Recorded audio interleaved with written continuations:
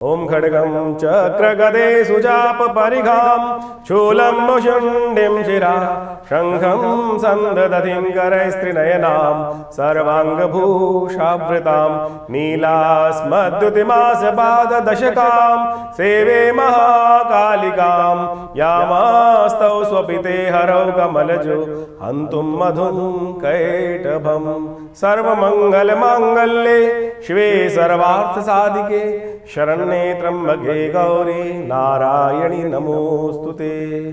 नमस्कार, स्वागत है आपका आचार्य वाणी में। आचार्य डॉक्टर विक्रमादित्य आपके साथ हूँ और आज का विषय है कन्या राशि वालों के लिए ग्रह नक्षत्रों का योग किस प्रकार का है। 4 तारीख मंगलवार का अवसर है, सप्तमी तिथि विद्यमान है और इस दिन भानु सप्तमी आरोग्य सप्तमी का योग बन रहा है। बृहस्पति महाराज मार्गी होने जा रहे हैं दोपहर को करीब 3:10 पर चंद्रमा परिवर्तन की तरफ जा चुके हैं और ये सारे के सारे परिवर्तन आपके लिए कई नई दिशाओं को सही दिशा में चलने का मार्ग जिसके बारे में हम कह रहे थे, ये वो योग बनता दिखाई दे रहा है। ऐसे में विशेष रूप से सही रूप से पकड़ने का जरूरत है। बच्चों के लिए तो खास तौर पे समझ लीजिए, क्योंकि जिनके एग्जाम चल रहे हैं, छोटे बच्चे हैं और बुद्धि सबको आवश्यकता है। बुद्धि में सूर्य का विराजमान होना कहीं ना कहीं कुछ ना कुछ चीज़ों में कॉन्फ्लिक्ट उदय कर सकता है। छोटी छोटी बातों में, विचारों में कॉन्फ्लिक्ट उदय कर सकता है। सही दिशा का ज्ञान नहीं प्राप्त होगा तो बृहस्पति मार्गी हो गए हैं, प्लस तो उससे रास्ता प्राप्त होगा क्योंकि बृहस्पति की दृष्टि सूर्य पर आ गई है, पंचम भाव में आ गई है, सही दिशा में देख रहे हैं। लेकिन फिर भी सूर्य सप्तमी के दिन, भानु सप्तमी के दिन, जिस दिन सूर्य का जन्मदिवस है, अवश्य सही दिशा में कार्य करने का प्रयास करें। सही दिशा में कार्य, क्योंकि मंगल भी इन दिनों वक्री चल रहे हैं। ऐसे में मंगल को हनुमान जी की शक्ति की आवश्यकता है। कोशिश करें सुंदरकांड का पाठ करें, सूर्य के निमित्त गेहूं का दान करें, नमक का दान करें। धर्मस्थल में जाकर जहां पर चल रहा हो तो आटा या नमक दान करने का प्रयास करें। सूर्य के निमित्त अर्घ दें, ये सब उपाय करने का प्रयास करें। हमने विवेकानंद योगाश्रम में गुप्त नवरात्रि का यज्ञ चल ही रहा है, साथ साथ इस शुभ तिथि में सुंदरकांड का पाठ भी रखा है। नवग्रह शांति महायज्ञ का कार्यक्रम रखा है, आप भी उसमें सम्मिलित हो सकते हैं। उसके लिए फ़ोन नंबर स्क्रीन पर दिए हुए हैं, उन पर संपर्क साध कर आप अपनी व्यवस्था के अनुसार से आश्रम में पधार भी सकते हैं, यज्ञ में भाग भी ले सकते हैं। तो सब व्यवस्थाएं फ़ोन पे जान सकते हैं। 5 तारीख बुधवार का अवसर, अष्टमी तिथि विद्यमान है। ग्रह नक्षत्रों के दृष्टिकोण से समय बहुत जल्दी परिवर्तन की तरफ जा रहा है और ये परिवर्तन भाग्य से बहुत जल्दी रास्ता देने की तरफ आपको है। लेकिन मनोमस्तिष्क कहीं ना कहीं थोड़ा सा इस वक्त ऐसा फंसा हुआ है कि सब कुछ सही होते हुए भी वो सही दिशा, बृहस्पति के मार्गी आने के बावजूद भी वो दिशा में थोड़ा सा मन थोड़ा संकोच में दिखाई देता है। संकोच को त्यागने का समय है, क्योंकि अगले दिन से परिवर्तन का बहुत सुंदर योग आपके लिए बनकर तैयार है। सूर्य इन दिनों अभी भी बुध के साथ जो है वो योग चल रहे हैं और बुध वहाँ फंसे हुए हैं। बुद्धि में चलते हुए बुध भी इस वक्त जो है वो सूर्य के साथ अस्त अवस्था में है, यही कारण है। तो थोड़ा सा एक काम करें, बुद्ध को थोड़ा ताकत दीजिए, वाणी का संयम बरतें। वाणी से कुछ भी अपशब्द ना निकले, इस बात का ध्यान रखें। वाणी पर को जितना संयमित रखेंगे उतना बढ़िया रहेगा, बुद्ध का उपाय रहेगा। हो सके तो बुद्ध के निमित्त विशेष तौर पर आपके लिए अच्छा ये है कि आप कुछ उपाय करने का प्रयास कीजिए। बुद्ध के निमित्त ओम ब्रांग ब्रिंग ब्रोंग से बुधाय नमः इस मंत्र का जप कीजिए, आपके लिए कहीं ना कहीं रास्ता अच्छा होगा। 6 फरवरी के ग्रह नक्षत्रों की गणना देखें तो वो बृहस्पतिवार का अवसर है, नवमी तिथि है, गुप्त नवरात्रि का महानवमी का अवसर है। इस दिन चंद्रमा जो है वो उच्च के होने जा रहे हैं, बृहस्पति के साथ विराजमान हो जाएंगे और ये बृहस्पति चंद्रमा की युति आपके लिए भाग्य से वारे न्यारे करने की स्थिति उत्पन्न कर सकती है। सही दिशा प्राप्त करने का योग आपके लिए बनता दिखाई दे रहा है। ऐसे में हम भगवती की सुंदर आराधना करें। गुप्त नवरात्रि का अवसर है, हमने जो गुप्त नवरात्रि का यज्ञ पूरे 9 दिन चलाया, उसकी पूर्णाहुति की वेला है, उसमें आप भी सम्मिलित हो सकते हैं। कम से कम नवरात्रि के पूर्णाहुति के यज्ञ पे तो अवश्य बैठें। माँ भगवती की कृपा से सही दिशा आपको प्राप्त होने का समय आ गया है। जो बहुत सारी दिशा चल रही थी उनका थोड़ा समय अच्छा अनुकूल बनता दिखाई दे रहा है। ऐसे में थोड़ा सा कोशिश ये करें, इस समय आपके जीवन साथी, जिनके शादीशुदा लोग हैं उनके लिए जीवन साथी बहुत शुभ प्राप्ति के योग बना सकता है। नए संबंध स्थापित करने का योग भी बनता दिखाई दे रहा है। बृहस्पति इन आने वाले 2-3 महीनों में बहुत सारे कई नए अपॉर्चुनिटीज़, कई नए संबंध बनाने के लिए रास्ते आपके समक्ष खोलता दिखाई देगा। ऐसे में आशीर्वाद की आवश्यकता है, तो शुभ तिथि में जितना हो सके कार्य करने का प्रयास कीजिए। 7 तारीख शुक्रवार का अवसर, दशमी तिथि विद्यमान है।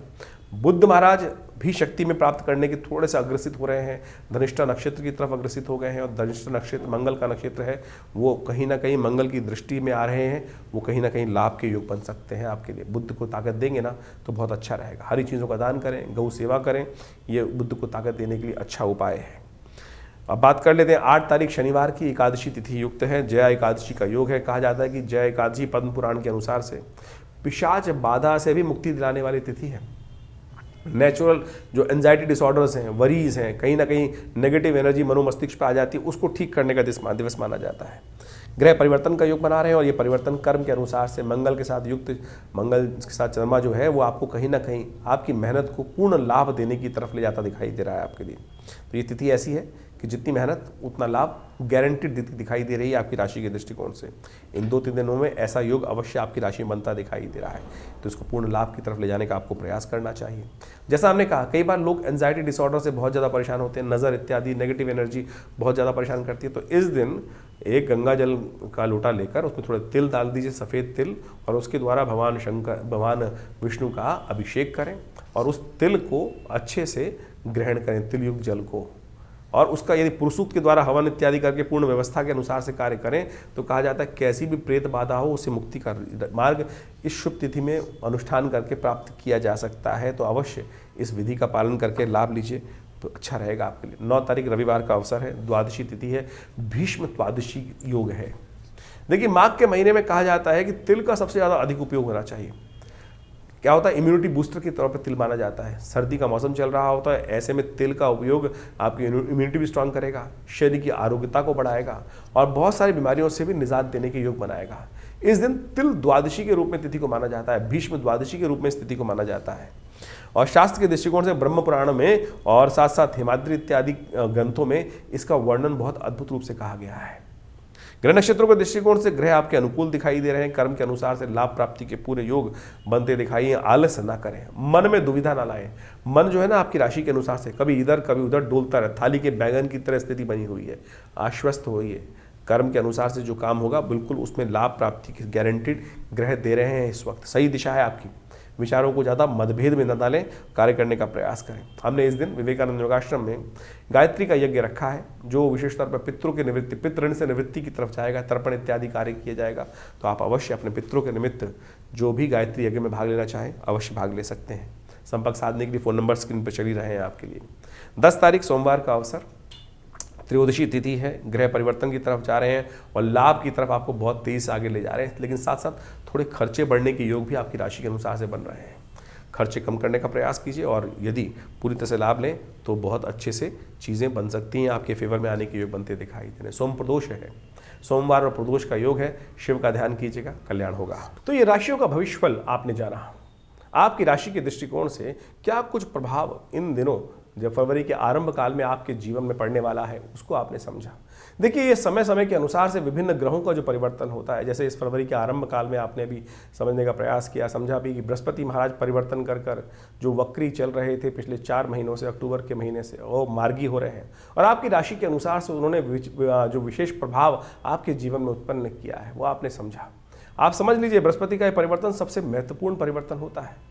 हर वर्ष में एक बार बृहस्पति राशि परिवर्तन करते हैं, लेकिन वर्ष में एक बार बृहस्पति वक्री भी होते हैं और जी 4 महीने के वक्रित्व के बाद पुनः मार्गी होकर अभी आने वाले करीब जो मई के मध्य तक अब सीधी गति से चलेंगे। ये आपके भविष्य में आपकी राशि के दृष्टिकोण से आपके जीवन में महत्वपूर्ण परिवर्तन लाने का योग बना रहे हैं। इसके साथ साथ हमको ये भी समझना चाहिए कि जो जन्मपत्री का प्रभाव है उसके कई आयाम हैं।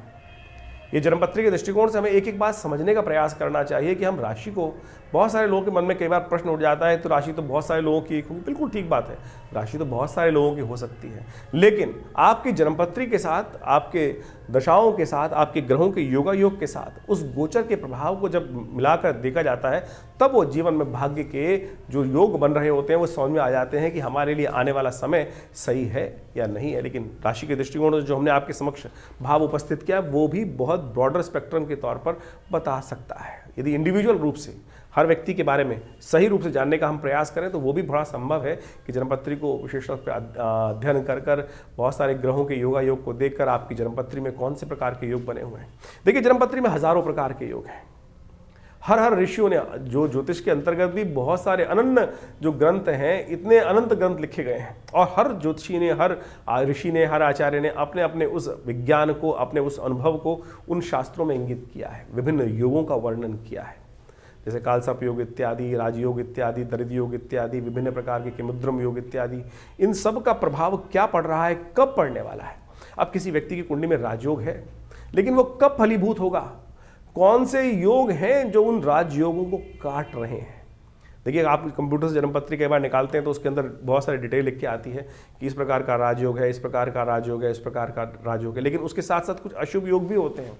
उन प्लस माइनस कर उन चीज़ों को अध्ययन करने की आवश्यकता है। फिर दशाएं कौन सी चल रही हैं, दशाओं के अंतर्गत जिसकी दशा चल रही है उससे वो दशेश जो है वो कहाँ बैठा है, किस प्रकार के योग बना रहा है। ऐसा नहीं है कि बृहस्पति जो दशाएं तो 9 ग्रहों की दशाएं हैं वो कहीं ना कहीं घूम के आएंगी। बृहस्पति की 16 साल की, शनि की 19 साल की, शुक्र की 20 साल की, ये दशाएं तो घूम के वही हर व्यक्ति पर आ रही हैं। लेकिन उन ग्रहों की अवस्था क्या है आपकी जन्मपत्री में, उन सब चीज़ों को देखकर, उन विशेष तौर पर विज्ञान का अध्ययन कर उस समझ को, भविष्य को देखा जा सकता है कि क्या कुछ योग हमारे जीवन में बनने वाले हैं। हम लोग व्यवसाय कर लेते हैं बहुत सारे, क्या वो व्यवसाय हमारे लिए उपयुक्त है? हर व्यक्ति के लिए हर लाइन उपयुक्त नहीं होती है, इस बात को हमें समझना चाहिए। क्या होता था, जाना था हमको किसी और दिशा में जो सफलता मिलनी थी, लेकिन हम जा रहे हैं उल्टी दिशा में, और फिर जीवन पर्यंत घूम घाम के अंत में भटकते हुए आते हैं सही दिशा में, और जीवन निकल जाता है बहुत लंबा, और फिर पता चलता है अरे पहले से ही इस दिशा में इस कार्य को कर लेते तो बहुत सुंदर हो जाता। ये विषय जन्मपत्री का है। बाल्यकाल में ही जब हम जन्मपत्री देखते हैं ज्योतिषीगण, तो बच्चे को बताते हैं, माता पिता को बताते हैं कि इसको इस दिशा में डालना। गौतम बुद्ध की कथा आपने सुनी होगी। गौतम बुद्ध के संबंध में जब ज्योतिषी गणों ने उनकी जन्मपत्री को देखा तो बताया उनके पिता को कि ये बच्चा सन्यासी बन सकता है। पिता ने लाख प्रयास किया कि बच्चे को उस तरफ ना डाला जाए, बांध के रख दिया गया बिल्कुल। जो ऐसे किसी व्यक्ति को, साधु व्यक्ति को उनके जीवन में लाने का प्रयास ही नहीं किया गया, लेकिन फिर भी जब काल आया, समय आया, वो व्यक्ति बदल गया। तो इसी प्रकार से आपके जीवन में कौन से योग हैं, किस प्रकार से आपको लाभ प्राप्ति के योग बनने हैं, कब आपको सफलता प्राप्त करने के योग बनने हैं, वो यदि आप समझ लें आपकी जन्मपत्री के अनुसार से, तो आप अपने जीवन में परिवर्तन का मार्ग बहुत जल्दी से प्राप्त कर सकते हैं। नहीं तो भटकते रहेंगे। देखिए, सुर दुर्लभ मानुष तन पावा, 84 लाख योनियों में भटकने के बाद एक मनुष्य जन्म को प्राप्त किया है। और फिर इसमें भी यदि अज्ञानता से कार्य करेंगे तो अज्ञानता से कार्य करने से क्या होगा कि वो जीवन में सफलता नहीं मिल पाएगी। अज्ञानता को दूर करें, ज्योतिष विज्ञान का विषय है। आज नासा भी, बाहर के विदेशी वैज्ञानिक भी हमारी उन काल गणनाओं को, ज्योतिष के पंचांग को सत्य मानते हैं। सोचे तो हमारी कई बार लोग भ्रांति उत्पन्न करने के लिए बहुत सारी बातें उत्पन्न कर देते हैं, मनोमस्तिष्क में डाल देते हैं, अरे कुछ नहीं होता है। बहुत कुछ होता है, हमने देखा प्रत्यक्ष भाव से। आज भी देखते हैं, नृत्यपति देखते हैं कि बहुत सारे लोग आते हैं और वो योगा योग जो है प्रत्यक्ष अकाट्य भाव से जीवन में घटित हो रहे होते हैं। तो इसको समझने की आवश्यकता है। सिद्धांत गलत नहीं है। जो सिद्धांत पे काम करने वाले लोग हैं, तथाकथित हैं, अज्ञानी हो सकते हैं, वो मेरे ज्ञान में फ़र्क हो सकता है, लेकिन विज्ञान बिल्कुल ठीक ठाक है, बढ़िया है। तो इस बात को सिद्धांतिक तौर पर समझते हुए हमें कार्य करने की आवश्यकता है। तो आप जन्मपत्री के संबंध में पूरी डिटेल, इस सब संबंध में आश्रम में जो कार्य होते हैं उनमें आप अच्छे से जुड़कर जान सकते हैं। अभी तो इन दिनों नवरात्र, गुप्त नवरात्रि के यज्ञ चल रहे हैं जो 6 तारीख तक चलेंगे। आप उनमें भी, उन नवरात्रों में भी भाग लेकर अपने जो ग्रह गणनाओं के अनुसार से उपाय करने का प्रयास करते हैं। देखिए, एक बात समझें, हम ग्रहों के उपाय करने की तरफ जाते हैं, उपाय बड़े टोटकों में फंस जाते हैं। उपाय तो परमात्मा का स्मरण ही है। हम रविवार को आश्रम पे बहुत बड़ा विशाल यज्ञ करते हैं, समय समय पर सुंदरकांड, अनेक प्रकार के भजन कथाओं का आयोजन होता ही रहता है। निवारण वही है। हम छोटे छोटे टोटकों में या कुछ नगों में फंस जाते हैं और उनको निवारण करने की तरफ जाते हैं। भारतीय संस्कृति में सबसे श्रेष्ठ कार्य कहा गया यज्ञो वही श्रेष्ठतम कर्म। और हमारे आश्रम पे नित्यपति करीब पिछले 60 सालों से नित्यपति 8 घंटे यज्ञ चलता ही है। और हर रविवार को उस आश्रम में होने वाले उन यज्ञों में आप स्वयं भाग ले सकते हैं और हमारी तरफ से कोई शुल्क नहीं लगता उन यज्ञ इत्यादि में भाग लेने के लिए। नवरात्र का यज्ञ रहेगा, उसमें भी आप स्वयं आके बैठें। और अभी शिवरात्रि का कार्यक्रम बहुत बड़ा आने वाला है और उन सब में भी विभिन्न प्रकार के कार्यक्रम समय समय पर रहेंगे।